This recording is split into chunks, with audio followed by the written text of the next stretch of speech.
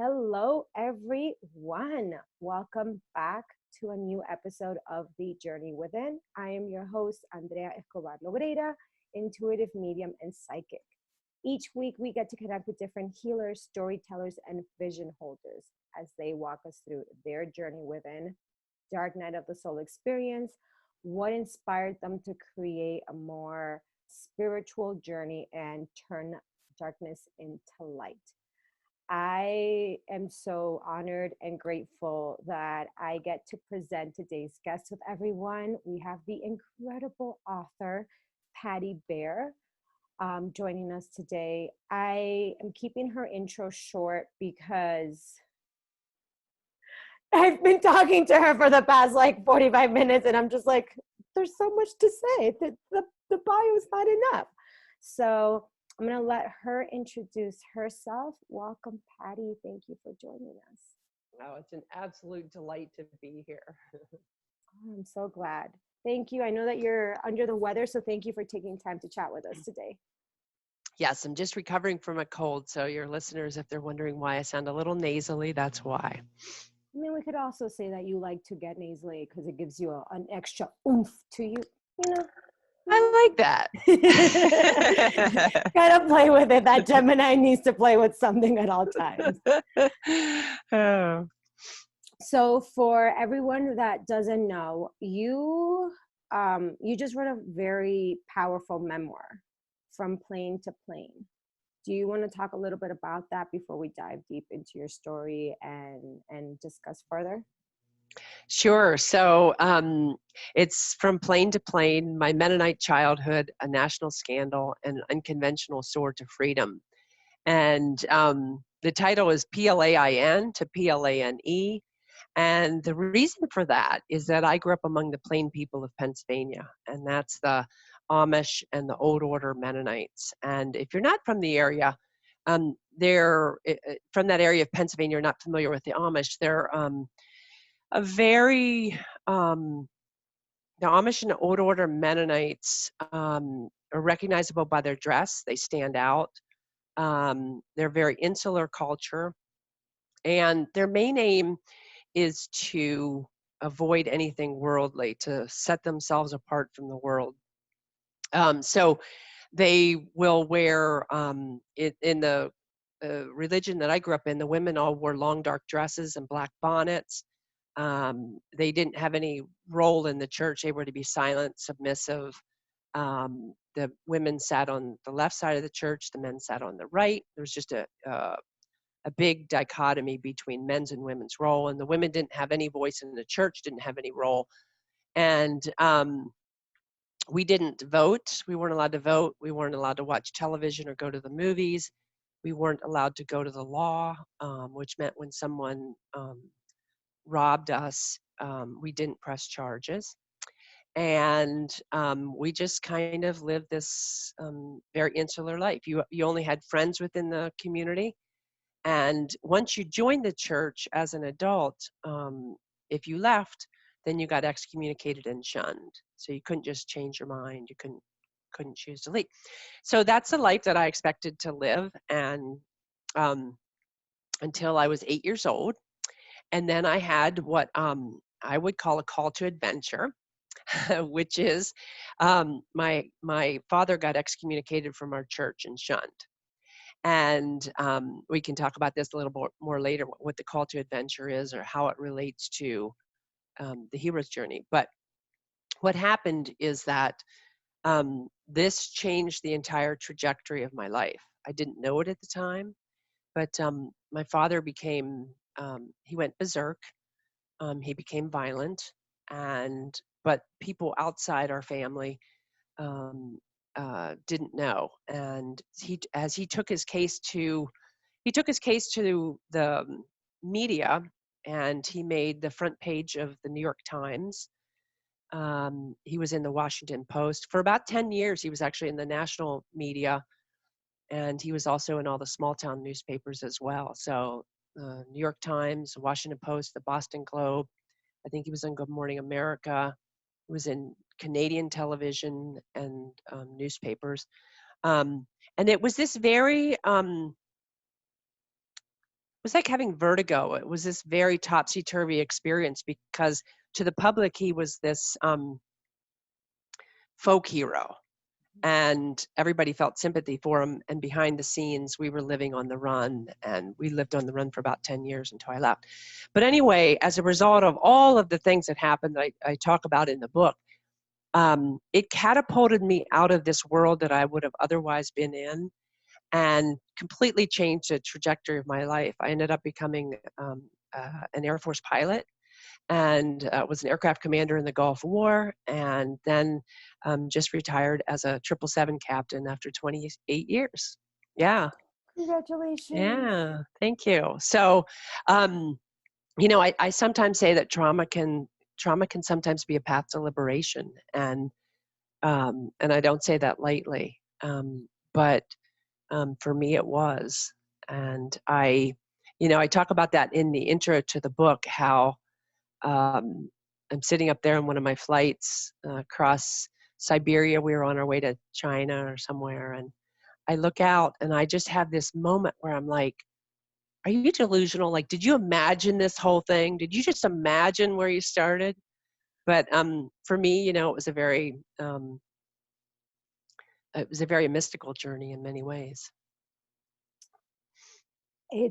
For me, it's so magical listening to all of this now and talking to you after reading your book, because your dad very much, he didn't have a lot of formal education. I think it was 8th grade that he went up to, and he basically told you and your siblings that was what was expected, and almost belittled you if you wanted to learn more. And here you are, I'm gonna go for it, and you had a lot of setbacks and blocks getting your way. And we're going to touch on this when we jump into kind of the hero's journey, but you kept going.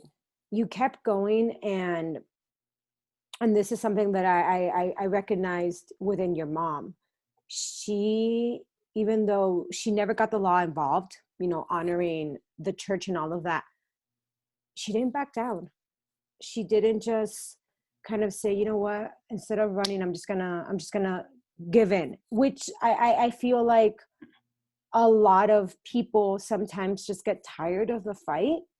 So it's interesting how she kind of gave you guys a little seed of that. I'm not sure where your siblings are now, but it's interesting to see that all kind of play out.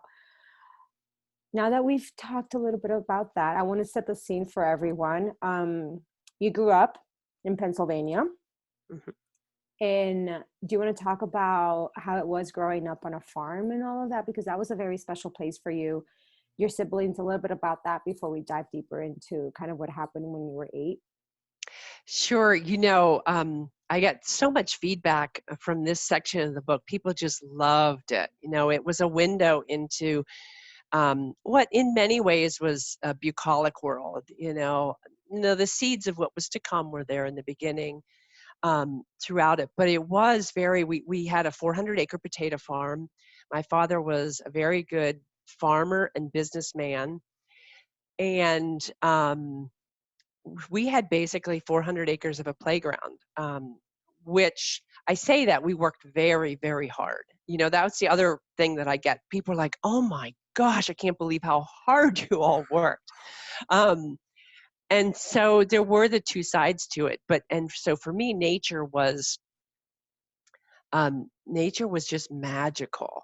The flowers and the dragonflies and the birds and the sky. And so I give a window into what that magical world was like, because it was, and I think it's so important in a child's imagination to have that freedom in that space and nature.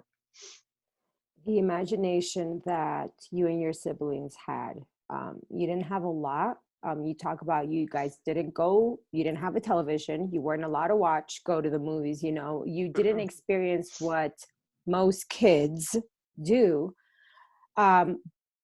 But you had something, and I feel like it's a little bit more precious. You had each other, and you would go and create these little worlds in nature, which I think it's so beautiful that you had each other to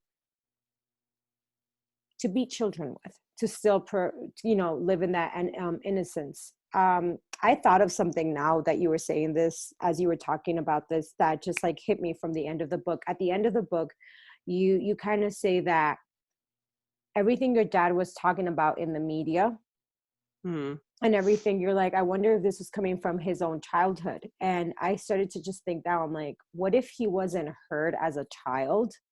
And then was his way of kind of regaining that I'm going to be heard, because he got kind of a high from people picking up the story and getting more traction. And he invested a lot of money and time in that, and essentially lost the farm.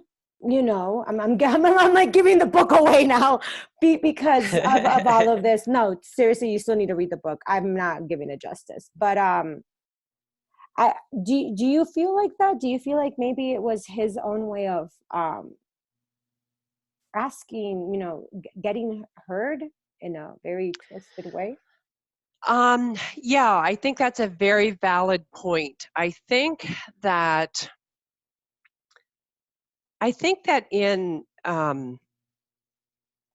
that background, there's not a lot of give and take. There's not a lot of listening. There's a lot of dogma. And Mm. so there's a lot of we will tell you what to think. But I also think that it's an extremely traditional background Mm. as it regards men and women. And the other thing I think is, besides not being listened to as a child, when we listen to children, we model behavior for them for how to treat other people.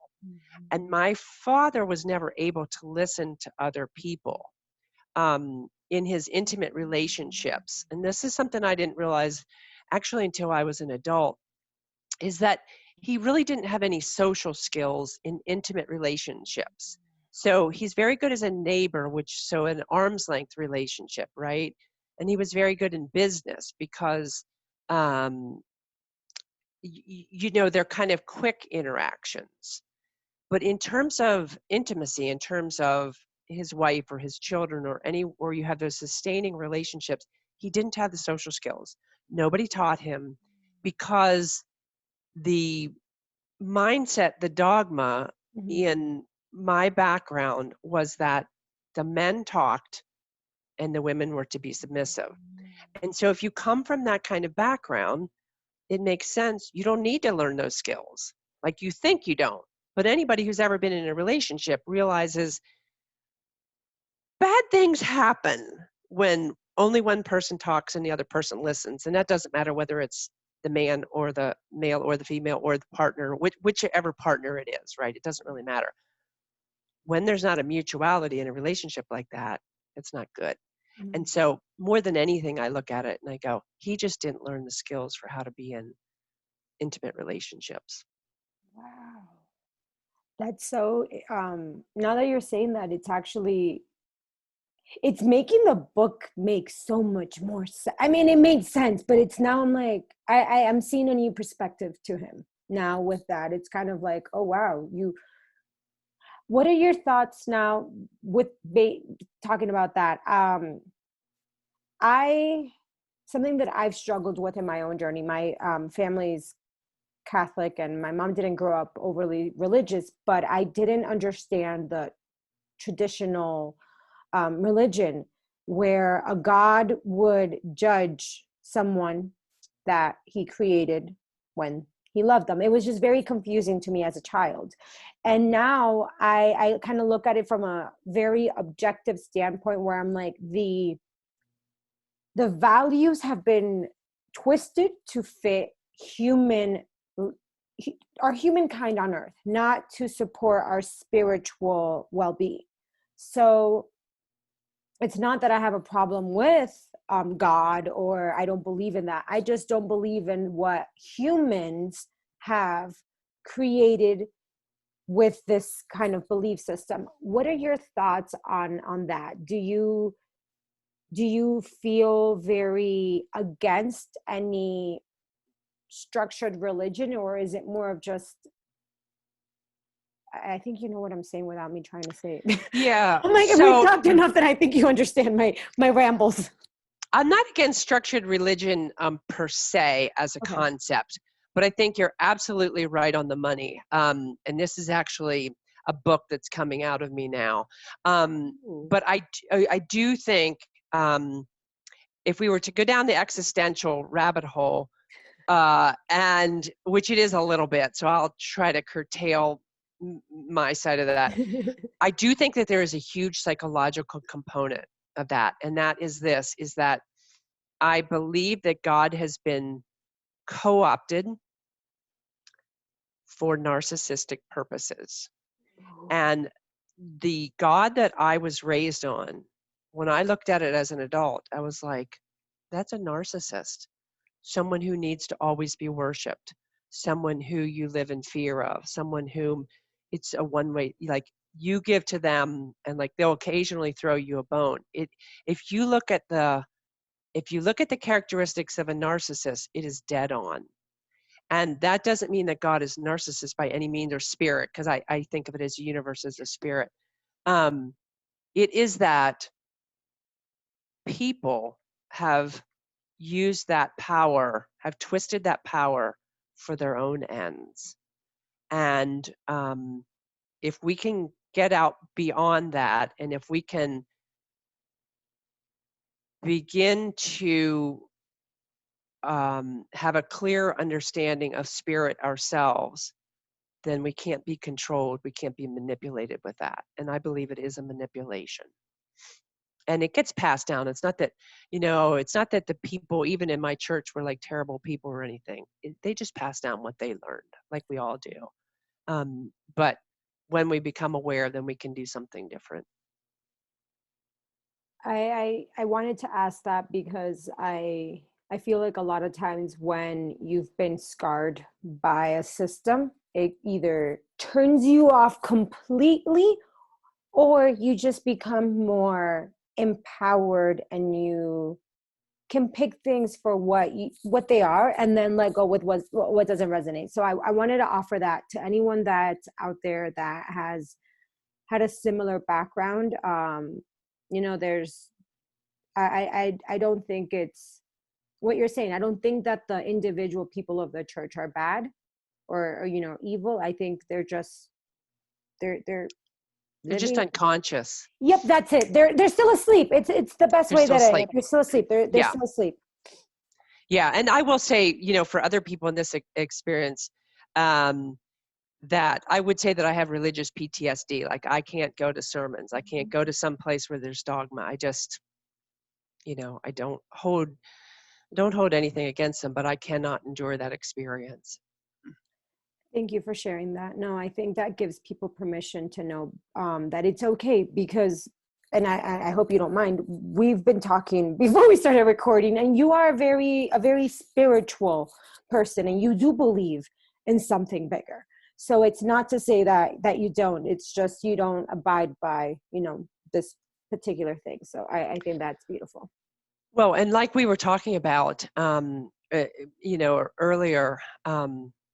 before the call, my mystical experiences were half the reason for writing this book. And I very much felt guided just through all the trauma. I had visionary experiences, I had audio experiences, and I had sudden awarenesses and knowings and doors that open, and they were crucial. They came at crucial times. I will share one with your listeners here that there was one time my father was very much in this dynamic of you're either with me or you're against me. And this was right after he got excommunicated and shunned. And so to set the scene, we're all out on the lawn. It was late fall. It was kind of frozen. There was like a frost on the ground. And my father was a very intimidating figure. So you had to listen to him. You had to keep eye contact. And you never interrupted him. So he's on the lawn, and he is lecturing to us about, from the Bible, house divided against itself cannot stand, and this and that. And I have this sudden epiphany. I'm like, oh, he needs somebody to be on his side.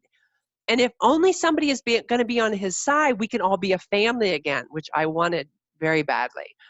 And so I was like the little kid in class, like, ooh, you know, and but I knew better than to interrupt him. So I'm kind of like holding my breath, and I'm like impatient. I'm gonna like jump in as soon as he takes a breath, and I'm gonna have the solution and save the day and everything. And while he's talking, um, I'm looking at his throat and his chest, and this black tornado appears right on his chest and throat.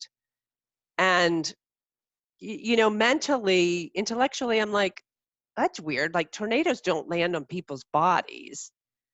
And then almost simultaneously, I know exactly what it means. And it was a message. It was, you know, it was so clear to me at the time. It was, he was in this dark vortex. And if I went with him, we would both be lost. And so I closed my mouth and I never said anything again. And I got guidance like that all along my journey. When I read that part in the book, I literally felt like I felt your little eagerness come out, because that was me. And when you finally were like, no, I was like, it just, there was this, I felt the energy of that little girl. And that's something that I wanted to share with everyone. I read a lot. I think all my followers know this. Probably like 8 books a month. So I love to read. I read 30 books in 6 months last year. So I love to read. It takes a lot for me to get transported out of my reality. And that's also my own coping mechanisms to stay safe. But I left 2021 when I was reading your book, and I was in Pennsylvania with you guys. Like there was times where I'm like literally thinking, looking over, that I would see you like crawling down, getting the berries when you were helping at your uncle's store. And I say this because it takes a lot to be able to write a memoir when you're literally reliving your trauma to share it with the world. So yeah, incredible, beautiful book. I feel like there's still more. Like you still, this needs to be a movie, Patty. I'm like, Patty, this needs to be a movie. Netflix needs to get on this now. You know how many people have told me that? So I just put that out there to your listeners. If somebody's connected to the movie industry, please hook me up, because I've heard that quite a number of times. And, you know, and if it can serve somebody, if it can serve people, because I believe strongly that if you're going to write a memoir, that it's not just about your story, that in some way your story gives voice to other people's story. And I've had people come up to me and tell me how grateful they were that the book was written, because they had a father who was like mine. And everybody, you know, he was a nice guy on the outside, this Dr. Jekyll and Mr. Hyde. And there's a feeling of craziness when that happens in your life. And for someone to just having a story told, that it's important to validate. I think it's important to validate your own story, or it's important to have your story validated. We're so much today into, I think stories can be denigrated, as in, we'll just change your story. But I think it's really important to validate your story. Your story has to be validated before you can move on, because there's something very healing in that. And when it's validated, and when you have harvested, there's so much richness in all of our stories. And when you've harvested that, then you can move on. But find the richness in it too. We're diving into that hero's journey part of the talk. That just seems like a natural transition based on what you're offering. I couldn't agree more. I think it is very important to validate different stories, especially as we grow up, because like this was something I even recognized within myself. I had been judging myself for what I had done when I was 18. Yeah. And I had to realize that was a very broken, hurt girl. And she was doing the best that she could at that time. I'm not that person anymore. If you want to judge me for my actions when I was 18, I think that has more to do with you not being able to own your story, and I'm just projecting that out. And that was something that I needed to come to terms with. And it wasn't until I was able to talk about it, and this is what happened. Not trying to get small. And I think for you also, this gives your family, and I could be wrong, but you guys had to be quiet for a really long time. You had the world literally saying one thing. Like, I can't imagine the strength your mom has, um, having to go, and I'm going to share a little bit of the book, very small, but your dad would use that she was teasing him with her naked body. And as a woman,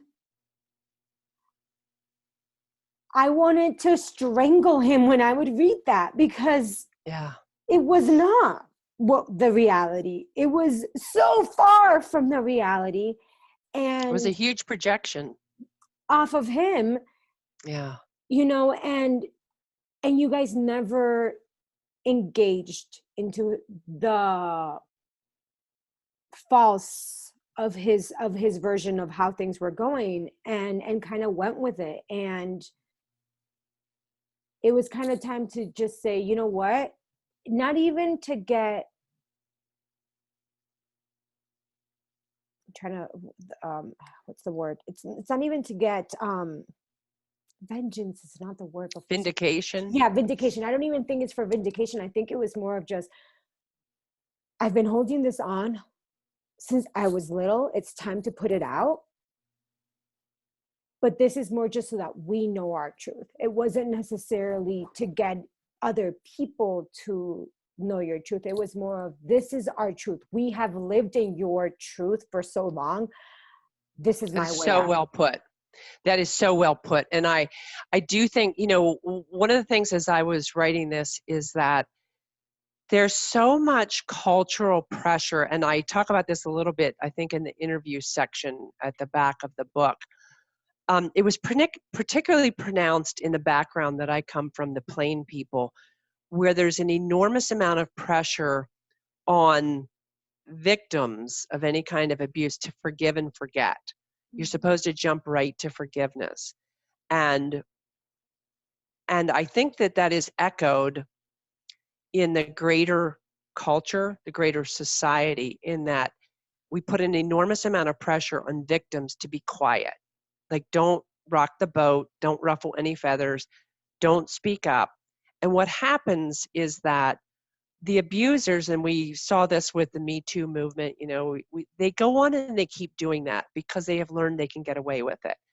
And it's not actually healthy for them, to have no accountability, to no boundaries. They continue to accrue the karma of their actions. And I don't mean in the afterlife, I mean like right here, because it wrecks their relationships. And some part of them doesn't understand why they're getting the results that they get. Like my father never did, because nobody said no to him. Nobody said, this is wrong. You can't do this. We are going to put a stop to it.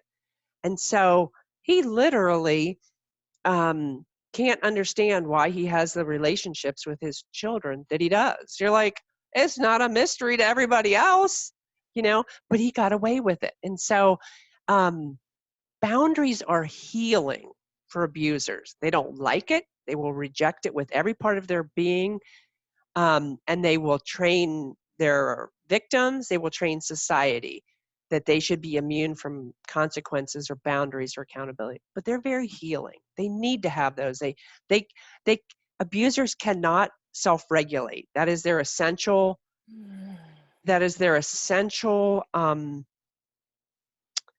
Flaw, or their essential wound, I suppose, their inability to regulate. Well, how are they going to learn to regulate if nobody sets any boundaries?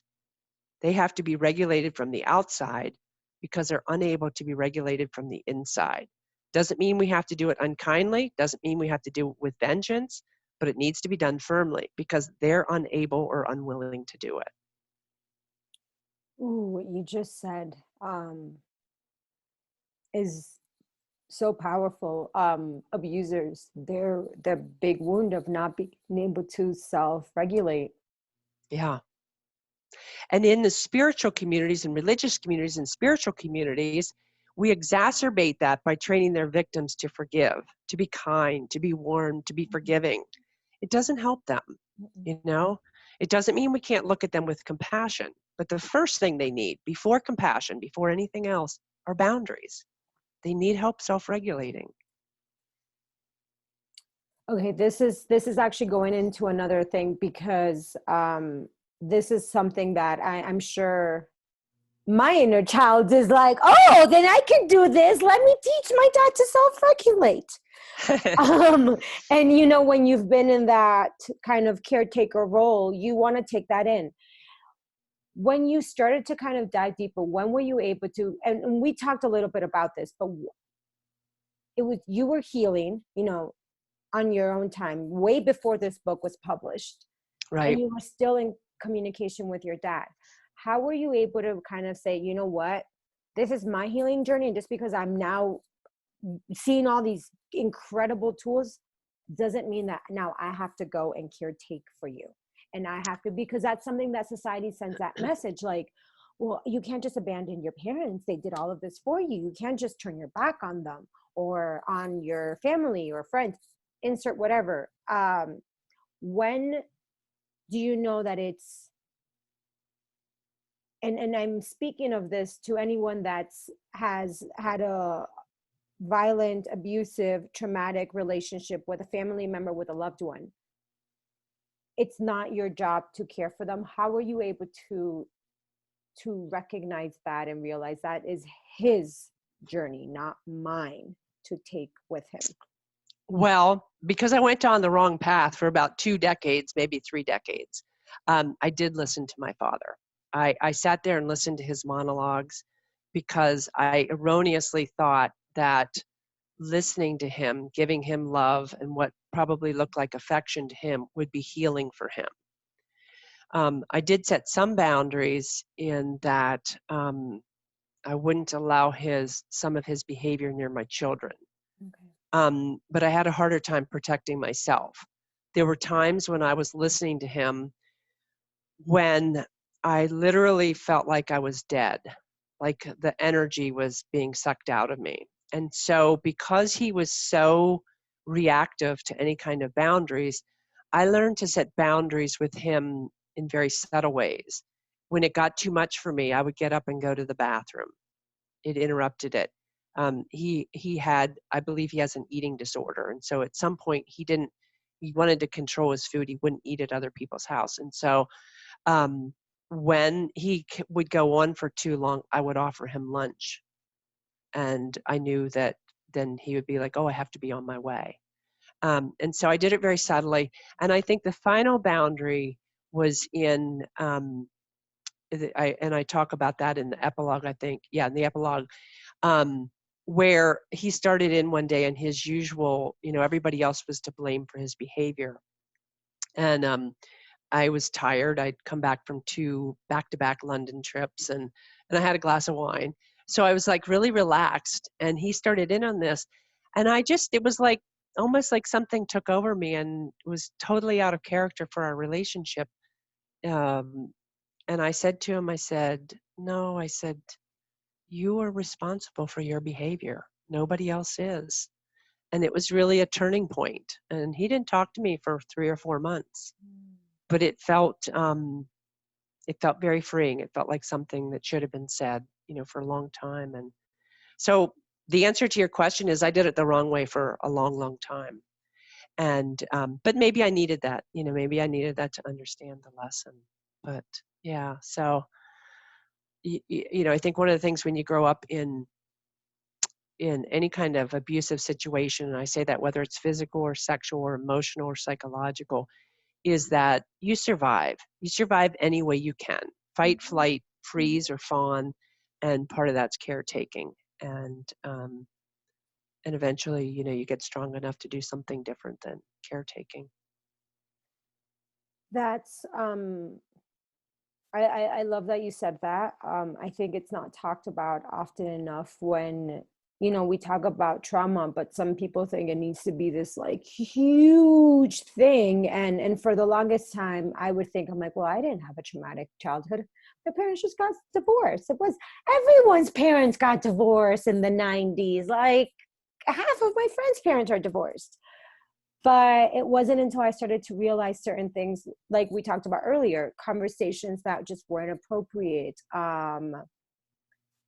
He didn't have any social skills, kind of thinking about that now. And he doesn't take the word no very, he's always right. So if you, yes, there's a lot of there. So I had to start kind of realizing that I might not fit the trauma scale for psychologists and doctors, but there were things that emptied onto that took on where I do survive. And it's interesting now that you're saying this, it just made like this huge thing. I'm like, everyone's always like, oh, you can do anything. And I realized it's not that I can do anything. I've just know how to chameleon myself to anything. So I adapt to whatever I have to survive.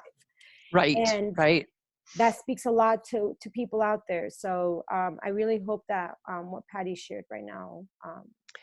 Well, and I also want to say, I think it's very common for people who don't have physical scars or who don't have evidence in the courts, like I did, to think, well, somebody else had it worse, and therefore it didn't really happen, or it doesn't really count, or it wasn't really, it wasn't really trauma. But I think some of the most mind-bending trauma is not necessarily the physical, the psychological and the emotional, the ones that like you can feel, but you can't quite put your finger on it. And you're like, well, what was that? Am I crazy? Mm-hmm. Am I overreacting? Am I oversensitive? All the things that an abuser will tell you anyway to minimize what was done. And so, yeah, it leaves hidden scars. And so, I hope that people don't discount that in their own lives. I think that's something I've been diving deeper into recently. It's we focus a lot on mental health and mental illnesses, and I'm like, why? It's emotional health that we should be focusing on. If we teach this at a young age, then you don't have mental health and mental health conditions later on in life. And there's a lot with how Western medicine has kind of set this up to, you only fall into these categories if you're hitting certain things. But if you're not taught to self-soothe, to self-regulate, to attune to yourself, then chances are, even though you didn't have all these check boxes that fit, whatever, you're gonna hit some sort of block. And then I say this because, like you just said, it's the things that we don't feel that we're just kind of like, this is off. And for me to kind of give you guys a little context, I always told my mom, I'm like, I feel like you abandoned me when I was in kindergarten. And she's like, no, I didn't. I'm like, no, I feel like you did. Like, I feel like you abandoned me. She's like, no, you only lived with your grandma for a month and a half. I did not abandon you. It was so that you could start school on time and we could pack everything and move to Florida. What I realized after, and this was in the last like 6 months, was my mom, she was right. It was only a month and a half, but my grandma and my grandfather didn't speak English. So I'm in a new place. We had just moved from Colombia. And while I spoke a little bit of English, I was very confused. They didn't speak English. My grandpa thought that the school bus would just automatically take me. He didn't fill anything out. So my first day of school was stuck at school till 7:00 until he was like, oh, she's not here. And he picked me up. And the school was like, what's wrong? And he couldn't communicate. So he was just like, doing this. And I started to carry on this kind of guilt of I'm a burden because nobody knows. The teachers were all complaining that they had to stay, and I didn't know where it came from. So I'm talking about this now, and I laugh about it because I'm like, that's so funny. But when you're 5, that's now how you're seeing it. So I really share that. Well, that's your emotional truth. I mean, that was a reality for you. Doesn't make your mom a bad person. Oh, Doesn't no. mean that she intended to abandon you, but it is true, and I think it's important to validate that. So I share that to kind of give people a little bit of leeway of, it doesn't have to be Patty's story for you to be like, I went through a traumatic thing. It doesn't have to be that your parents got divorced or you got diagnosed with a mental illness. It doesn't have to be these huge things that we often read about. But Right. it's these little, and you touch on a lot of these little incidents throughout your book of things that really made, created a big impact later on that you probably didn't even realize it when you were little, and you're not like, oh, wow, really did. Yeah, I talk in the book about how for 40 years I thought I was dumb, and and so these things happen and they don't register in the outside world. There's no bruise on your body or anything, but you're convinced of it. Some part of you is like, and you know, you have to heal that. You have to, and the only way to heal, I heard this the other day and I thought it was so wonderful. And it's probably common knowledge, but for me, it was the first time I heard it. And it was, you can't heal what you don't reveal.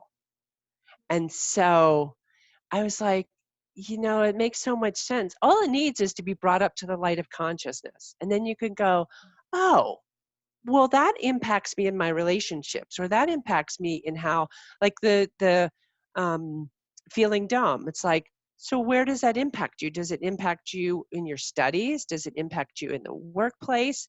And if you can connect it to that, then you can do something different. It's not about cataloging wounds or anything. It's about, how is that impacting me today in an unconscious way?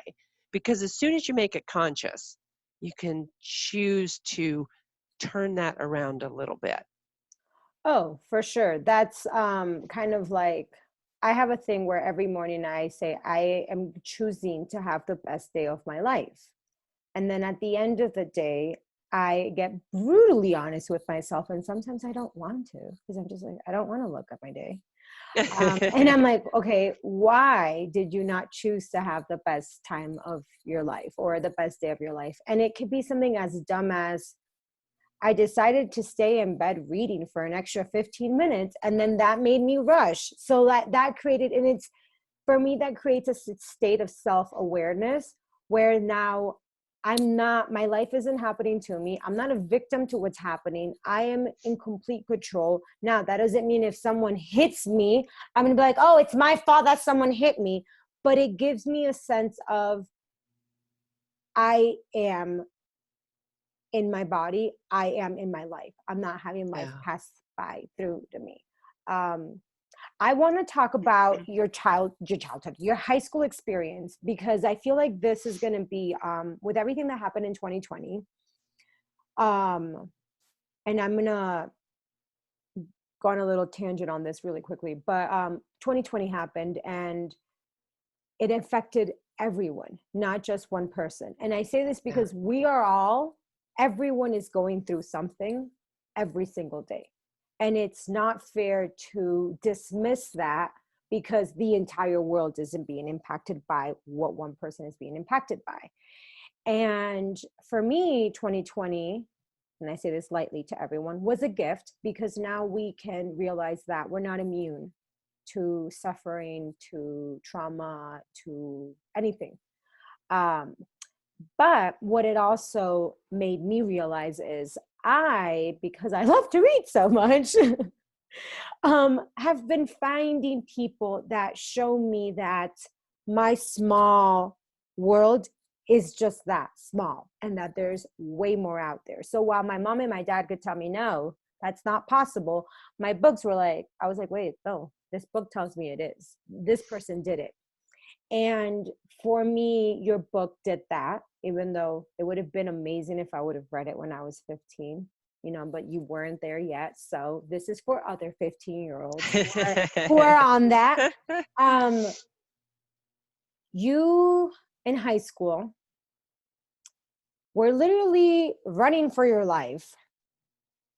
Had I'm not even diving into typical high school. I'm just talking about you had so much going on with your family being in the media, your mom constantly being harassed. You guys are literally scared, not knowing if you're gonna see each other that night. You were going through a lot. You were also working to be able to support yourself. Right. And then you were going to school and facing what kids face in school. And you had no support financially if you wanted to go to college. But there was one thing that kept driving you, and that was you knew that if you went to college, you would have more opportunities. And that was something that you knew from a young age. You saw that. Even though your dad was telling you that was not the case, you held on to that. And you started track.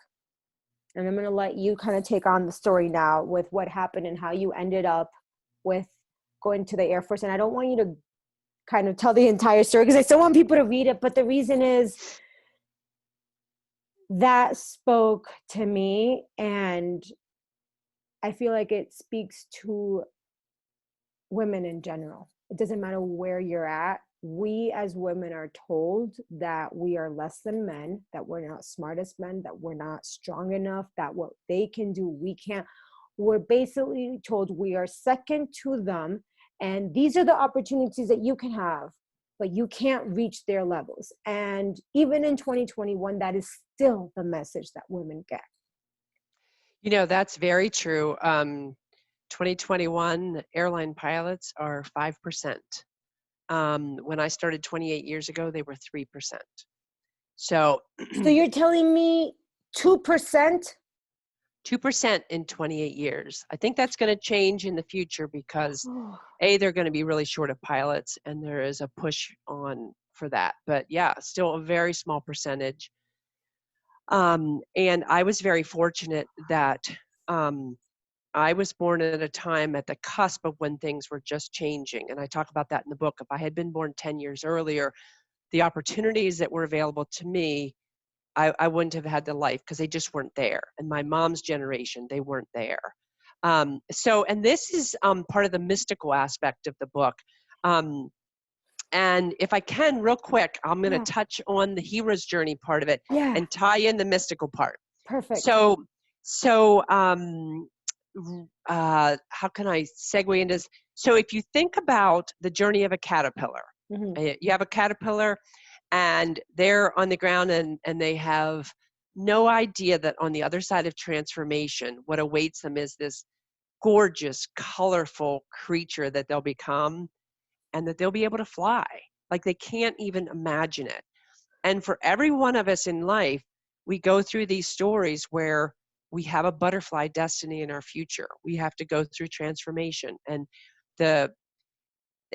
so there's a stage where you get drawn into the dissolution of your old life. And it's terrifying. It's chaotic.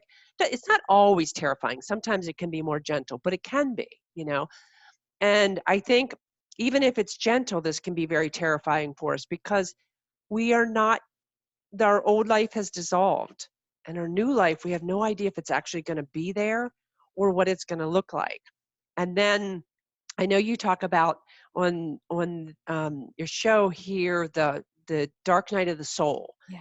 In that dissolution phase, you hit the dark night of the soul. And for me, as a child, I looked at everything that happened to my mother, and I was like, I will never have her life. I will never be left with 6 kids and no means of support.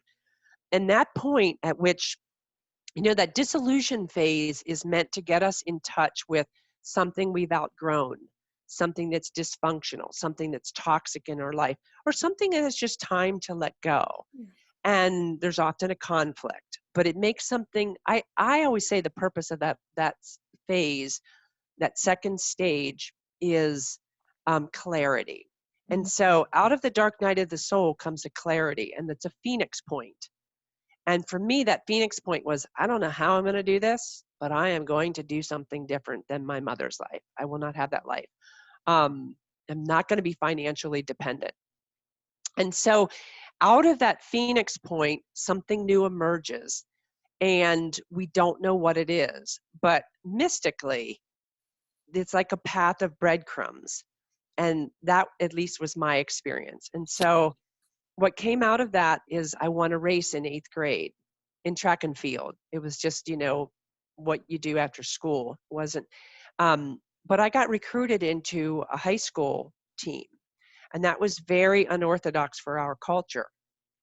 And I just wanted to be accepted. I just wanted to, I don't know, I liked winning blue ribbons. And so I didn't have any idea where it would lead. And I thought out of that I might get a scholarship because I knew that I couldn't afford college. And around that same time, my brother heard me saying that I wanted to go to college. And he told me what classes to take. He told me to take, the hardest classes I could take. 4 years of math and science. And trust me when I tell you, I would have not taken 4 years of math and science if he hadn't insisted. So I did. I signed up. I had no idea. Somewhere in there, he talked me into taking flying lessons. And again, I'm running cross country and track. I'm working in the weekends. I was like, why do I want to take flying lessons? I didn't like it, didn't have any interest in it. And I got airsick. But I was like, well, it was kind of unique. It was kind of cool. It was kind of different. So I kept taking them. So all of these things come together. And this stage is the third stage of the hero's journey. We're building these, like this path of breadcrumbs. We're building these things. We don't know what they're building to. Excuse me. We don't know what they're building to. And then you get to the beginning of the fourth stage where it seems like all this work I've done, what's it for? Like, it's not going to amount to anything. And this opportunity suddenly appeared over the announcement in the loudspeaker, and it said a cadet from the Air Force Academy is in the guidance counselor's office. And from my background, because we were pacifists, we weren't allowed to join the military, I didn't even know what the Air Force Academy was. I was literally naive enough that I was like, well, that sounds like it has something to do with flying. And for once, I didn't have anything to do in the next period in study hall. And I was like, well, whatever, And I walked in and my life was changed. And I do believe that, and then the fourth stage of the hero's journey is completing that. And for me, that was filling in all the steps. But I would not have prepared. I would not have been ready for that opportunity if I hadn't listened to all the callings of my soul before that. And they weren't loud. They weren't loud. They were these little things like, well, why don't you do this? And, and I often argued with them, as you can see, like with the flying lessons. I was like, what do I want to do this for? But if we follow that path of breadcrumbs, it often leads to something different than what we imagine. That's the thing I've learned over the years is it leads to the essence of what we want. And for me, the essence of what I wanted was financial freedom. And I wanted, it was basically financial freedom. And it was a path out of my background. It was completely out of my background. And we go through this journey many times in life. It's a 4-stage journey. And one of the things that I found is that it's been a great comfort to me because when you're in the dark part, the underworld, and I still have a tendency to think, oh, I did something wrong. Maybe I missed a turn. Maybe I missed the sign, and but it's been a great comfort to go, oh, that's probably the stage I'm in, this liminal stage. Nothing is happening. And so, really to trust the process of life. Thank you for sharing that. It's different hearing it from you than like reading it. It was so exciting when you got accepted. I was like, it just, I'm like, finally, She's getting something. Yeah. Something's going her way. Um, it was so beautiful just kind of seeing that unfold. I've had people tell me they cried at that That's point. why I literally told you, I'm like, if I tear up during the interview, I told Patty that I read the book and there were times that I would get mad and like hurl the book across the room and then go pick it up crying like, how could this happen? My mom laughed because we were talking once and she's like, but this book already happened. I'm like, yeah, it's her life story. She's like, why are you crying? And I'm like, you don't understand. I'm with Patty right now in Pennsylvania. It's so hard for her and her family. Oh man. Are you still close with all three of your siblings? No, wait, no. Yeah. I have 5 siblings. Oh There my were God, I 6 forgot. There's children. 6 of you guys. Why is it that I just Yeah. focused on the 3 main? I forget Yeah. about your 2 younger sisters. Way more than I probably should.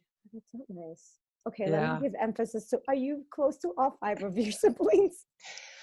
There's varying degrees of closeness. I think what you'll find in any family that has gone through a schism like this is that it's like a grenade going off, and it tends to create schisms in other relationships.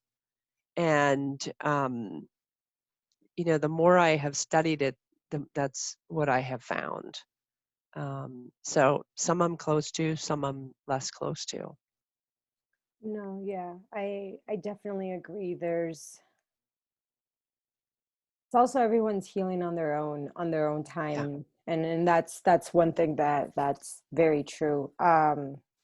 There's one thing that I want to kind of go back to that you were talking about, that you often think you're making like you're making a mistake. Yeah. I want to touch on that a little bit because I feel like when you have, and that's something that I struggle with, when you are such a people pleaser, and you touch on this a lot throughout your book, when you've been kind of brought up to be this people pleaser, you constantly take it in like you do something wrong, like you are creating the distress, the chaos.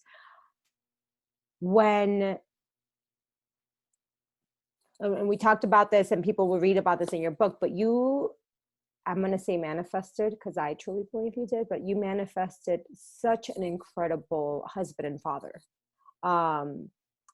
Completely opposite from what you grew up witnessing and even the dynamics that you grew up seeing around you. How were you able to merge your, because I'm sure that a lot of the kind of coping mechanisms you picked up from your childhood, came into that. How were you able to kind of realize this is not me repeating? I need to kind of take a step back. This is all my traumas coming up. It has nothing to do with him, because I'm sure that played.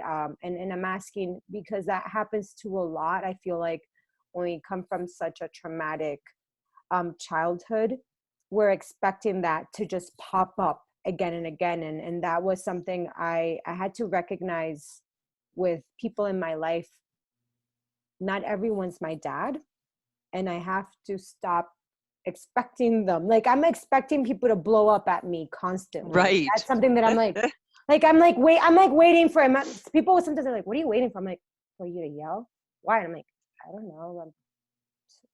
It's what happens. What happens? People just yell. I'm like, I'm just waiting for it so that I can then move on. How was that? Because I feel like that would be very beneficial for the audience.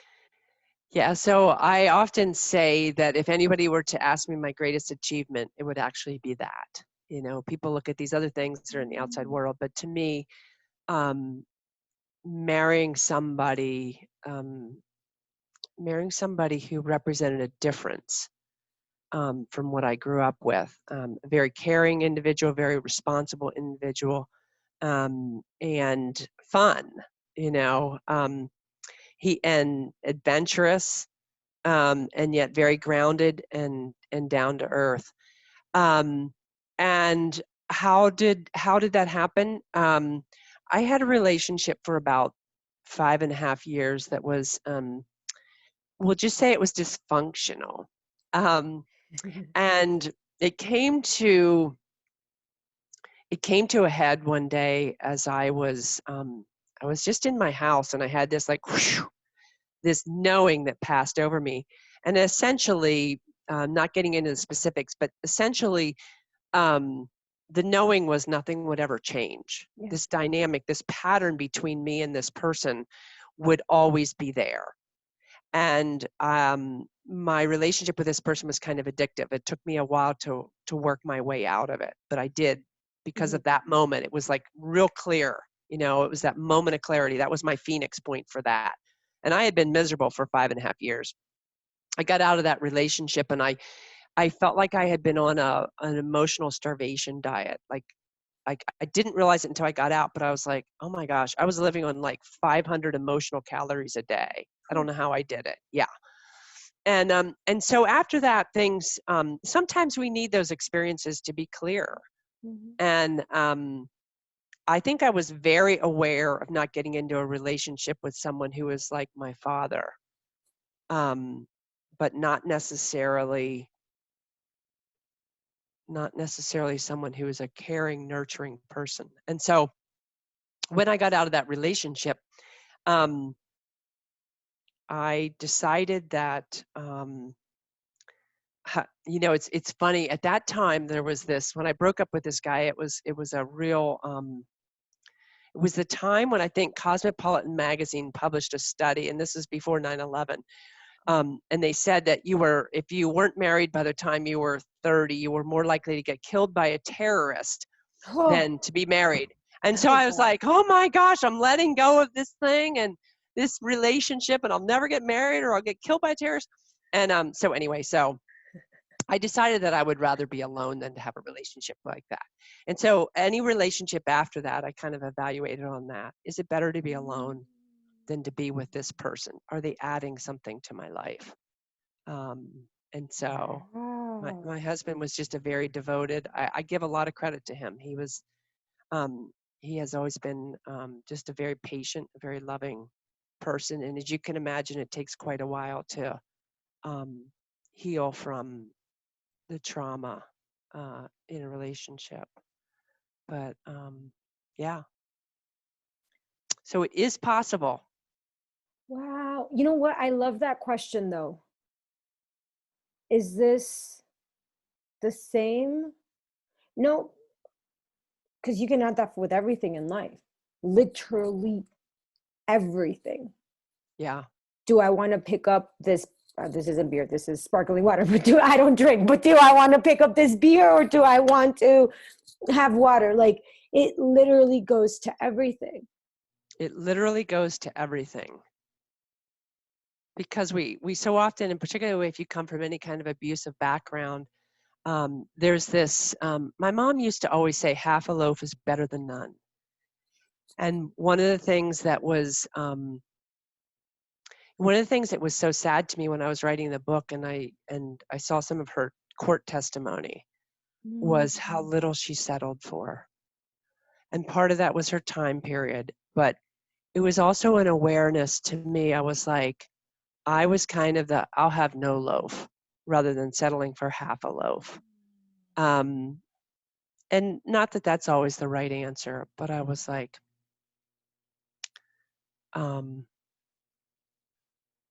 sometimes it's better to be alone than with someone who's not good for you. It's I love that you say that. I grew up with my mom saying something similar. It's better to be alone than with bad company. And Yeah. I saw my mom and my dad's dynamic, and then I saw my dad's dynamic with they're not together anymore, but with the woman he was with afterwards. And I just knew that wasn't what I wanted. I'm like, there's just certain things I won't take. And for me, I've gone to the extreme where I feel way more comfortable alone because I can control and keep the situation safe. Allowing someone in, I'm like, you're bringing in too much stuff that I don't want to.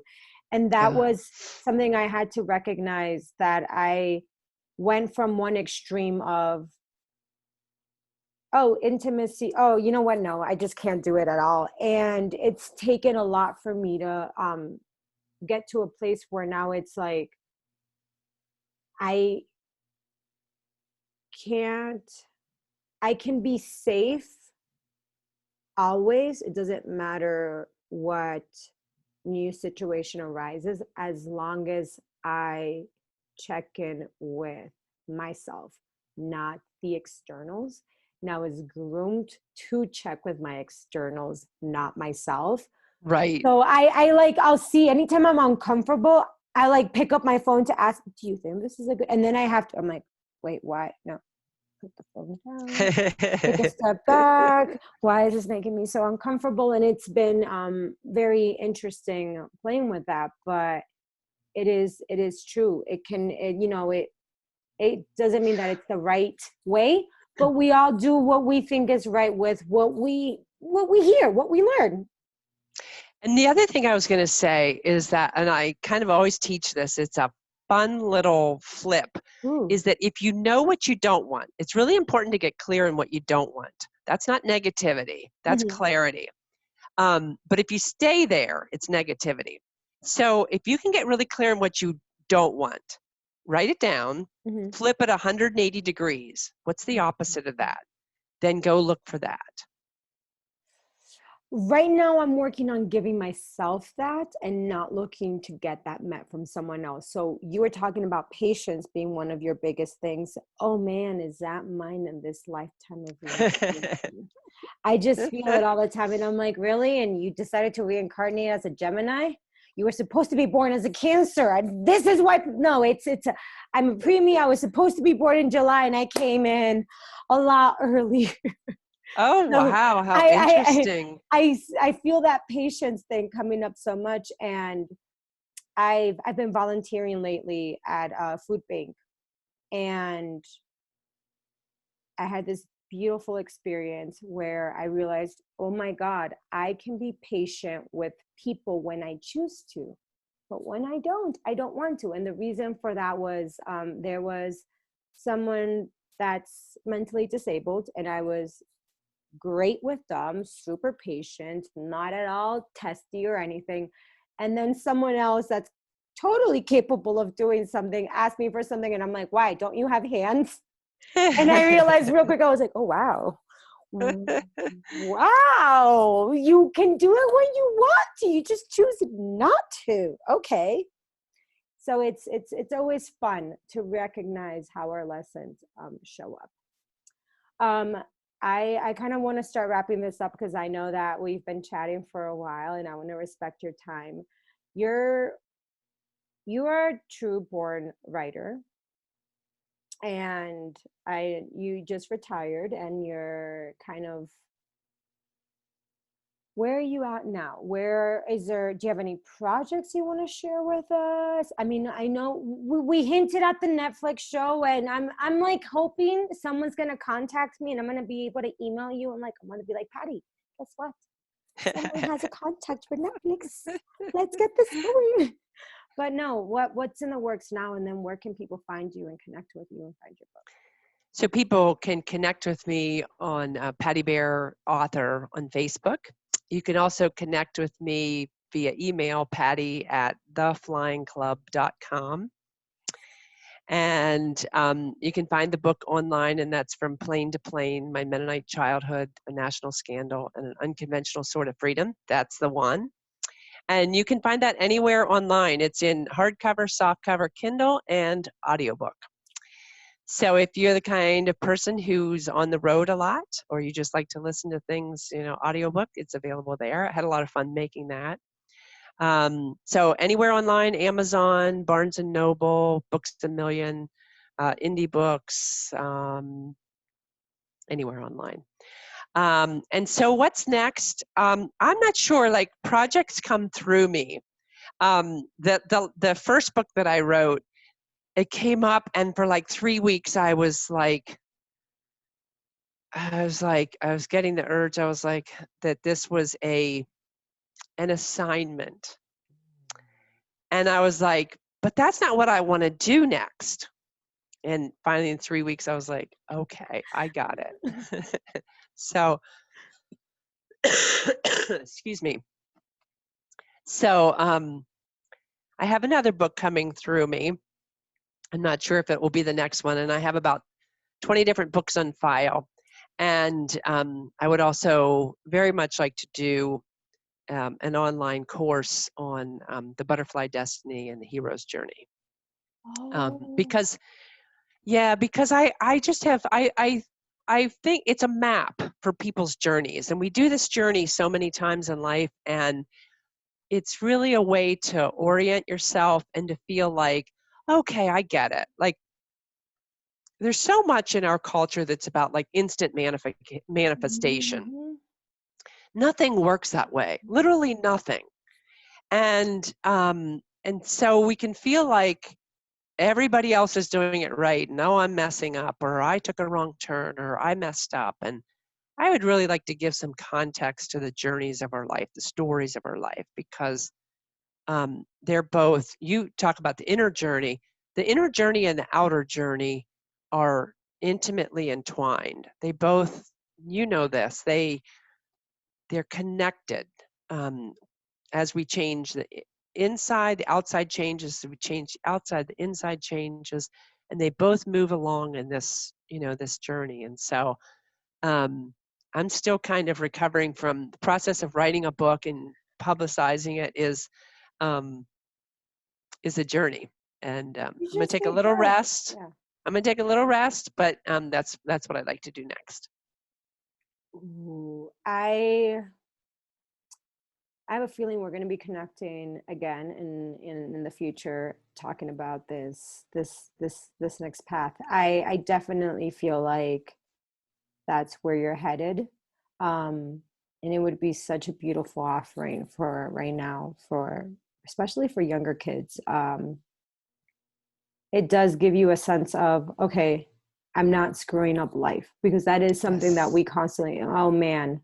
And when you talked about it, it's true. We live in a world right now and in a society where instant gratification and manifestation is such a thing. And it doesn't actually happen like that. There's so much going on. And that was what really inspired me to create this series, was that I have all these people that I admire, and I'm like, okay, cool, but I know you got here and I know you had a crappy start, but what happened in the middle? Like, I want to know all the work you had to do to get to Right. the other side, because it's scary. It's so scary. And I love what you said about the caterpillar. And I know that a lot of people talk about that, but it's true. You genuinely have no idea you're about to take off and fly, and that you're going to be able to like explore everything, because you've been on the ground and this has been your perspective for so And how long. could you imagine it? How could I, as a little Mennonite girl, it was not part of my world. I didn't, I tell that story in the book of hearing the voice of you will have a bigger life. And I was like, I don't want a different life. I'm like, what do you do?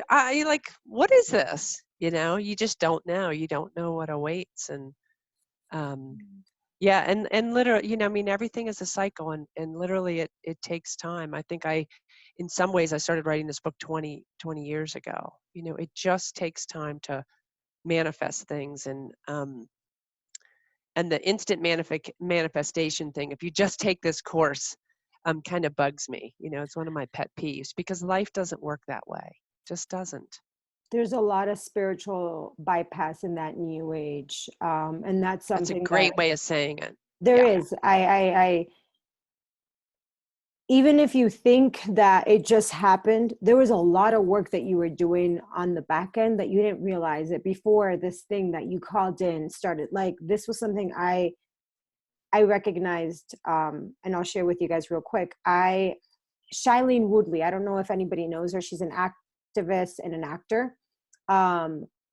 But when I was younger, she was an actor, and she was a typical teenage actor doing those types of shows. And I started to really get called to her activism work, because there wasn't anyone in the media that was talking about more foraging for food and going to get natural spring water and going to help the indigenous because this is their land. So I was very much called to that. And here's someone that's in Hollywood and isn't abiding by all the stuff that everyone in Hollywood is talking about. And one thing that stuck to me that I was like, I want to be that detached. Saying this at 18, I'm now 30. I'm like, why the hell did you say that, Andrea? But she talks about how she was living out of a suitcase. And it was great because she's like, if I lose anything, I can replace it. And my lease ended in February. And like I mentioned to you earlier, I don't want to live in the city, but I don't just want to sign a lease to move into a place. So I thought, all right, universe, you will guide me. You will share with me where I need to go.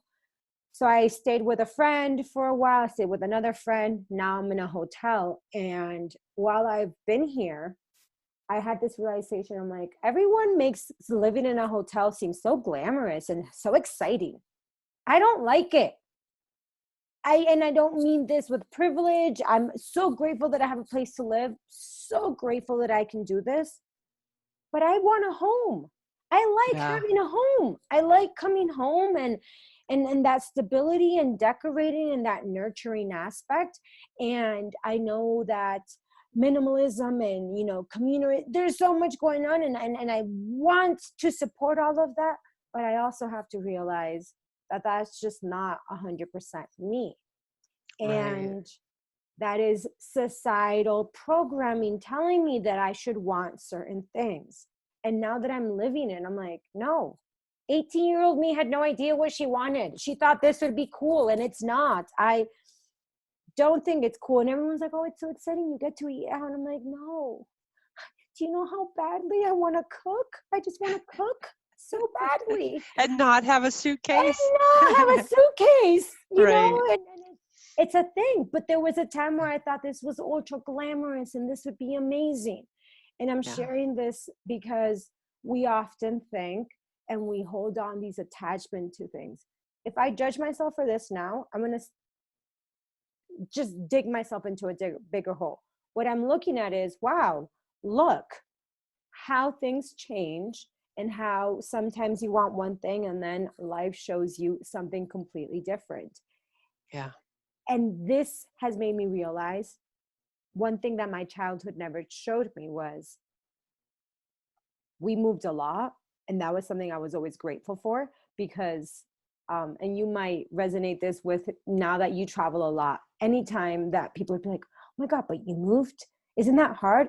For me, I was like, no, the most natural thing in the world. But starting a new school, I'm like, God, I've been starting a new school like every year since, I don't know. So it's normal. Right. So when I moved to Colorado and everybody was like, you moved to Colorado without a plan? I'm like, yeah, but my mom's been doing that since we were like 8. It's not really a big deal. I wanted to continue with moving with the flow because that's what I experienced growing up and what I most want. And you touched on this a little bit was you called it financial freedom. For me, it's having security because I never had stability and security growing up. So that's what I most crave. Just because the world says I need to be a free spirit and ebb and flow does not mean that is what my soul wants. My soul wants structure. My soul loves boundaries.